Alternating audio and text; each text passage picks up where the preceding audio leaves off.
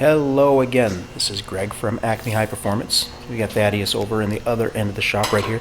I'm doing a walk around on the car that we're going to be painting today. And this car is been my daily driver for, I don't know, 5-6 months.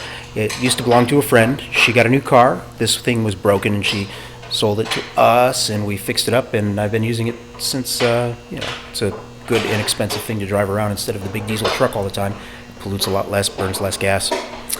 And this is a Mercedes ML430 all-wheel drive heavy-duty SUV. Now, with this particular one, it's got some damage.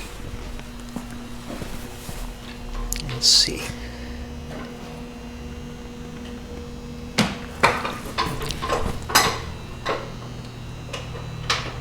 So right here, you can see there's cracks in the bumper. And there will be another video that I'll be posting soon about how to fix cracks in bumpers. But there's an awful lot of other videos out there too. I really like the one that I found from the car guys a long time ago. If you don't know them, look them up. I will try to put a link in my page to them. They are fantastic. These things are really neat. They're very inexpensive. You can pick them up, for a couple of $1,000s. They're heavy duty. The all-wheel drive systems are even better than a Subaru. It's built on a truck frame, and it has a low gear range for the transfer case. The engines are almost free in every town because nobody needs one. They don't need one because they don't fail. The things that do fail on these things, the door lock mechanisms, they always fail, and they're a pain in the butt to change. They're like $140. You got to drill out 2 rivets on the side airbag to be able to get the airbag out so you can get the thing out. It takes about an hour and a half to do one. I hate doing them. This one still has a broken door lock, but I do have one on the shelf over there. I'll get around to doing it. I'll make that video later. So this car has the panoramic moon roof. The entire roof just opens up. It's so huge and cool. And I use that ski rack up there as a lumber rack. Ladders, lumber, whatever it is you're hauling around. I'm going to pull off on this one. I'm going to pull off this side trim right here. That's on the doors. And then that's just held on with some adhesive tape and a couple of clips. Then I'm going to pull off the Nerf bars and the steps here. I'm going to paint them separately. I have some of this exact car paint, not just the Raptorliner, but I have some of this paint. I got a little quart of it for like $40. So I'm going to reshoot the trims so that way they're really pretty and put some new clear coat on them. I'm going to do that on the bench. I'm going to reshoot these Nerf bars, but they're going to get the Raptorliner black. The trim, I'm going to do that in the factory color with shiny finish on it because you can't have the whole thing be dull or it won't look fun. Well, I've got better wheels and tires for it. Up there! So it's gonna be up a little bit, and the Nerf bars are going to look a little crazy and cool. I'm not going to paint the areas around the roof. I'm going to stop right here at the top of the doors where this drip rail is. So I'm going to mask to there and paint it to there. And then I'm not going to paint this piece here and this particular car. On this one, I want it to stay slippery.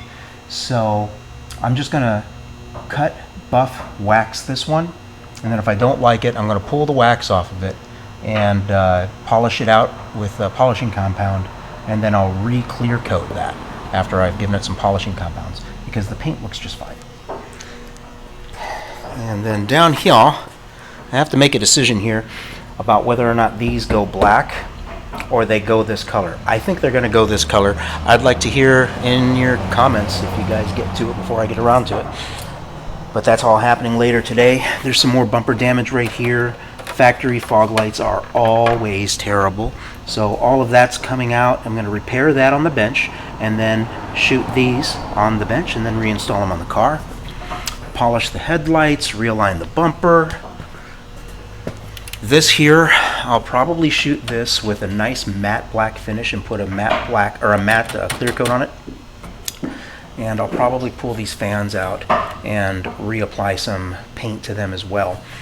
I'll pull this guy out of here. I don't have any of this material, so what I'll actually end up doing is I'll probably trim it up so it just covers that mounting hole right here, and it looks like it was done that way on purpose. These are the kind of things that you can do that it's not a shortcut. This is being frugal. This is being as careful as you can with the money that you have, because you know those billionaires don't keep printing it for us, they just keep printing it for them. And I have new fog lights. I picked up a box of them off the internet's LEDs. I think I paid like $3.50 a piece if you buy 10 of them. I'll put a drop cloth on the floor here. I'll pull the car up onto it. And don't mind Thaddeus. I do that all the time. This guy right here, fuel doors get a little bit wonky and weird, so I'll rehang this fuel door. I'll make it work. I'm going to uninstall the headlights, the tail lights, and I'm going to take the lettering off, and I'll probably not be putting it back on. This, I'm going to leave this on because I think it's going to pop really nicely through the material. So I'm going to mask it really tightly, and then I've got a little bit of a chrome paint that I can touch that up with. Nobody will even see it's there. And I think that's pretty much the whole thing. You want to make sure the car is really clean, and you want to hand towel dry it, which I've done. And then before you do any of your scuffing, you want to go over it one more time with just a dry cloth, another one of those microfibers. Make sure that you get anything that you missed before. If there's a dead bug on it, if there's a piece of tar on it, a little bit of oil, or a bundle of wax between some of the seams from all of the times you've waxed the car. These are the kind of things that will make your masking fail, or they'll make your application fail. And you don't want your applications to fail here. You want it to look really nice, right? So in our next video, which won't be very long, I'll be wearing the same shirt. Well, maybe I'll change my shirt. In the next video, I'll have this thing masked off and some of the parts taken off of it, and we'll get to mixing the material, setting up the gun, and doing a little bit of spraying. In fact, I'll probably film the entire time that I'm spraying from like way over there, and speed the video up a little bit for you if I can figure out how to do that. And yeah, and then we'll do a walkthrough at the very end. See you guys.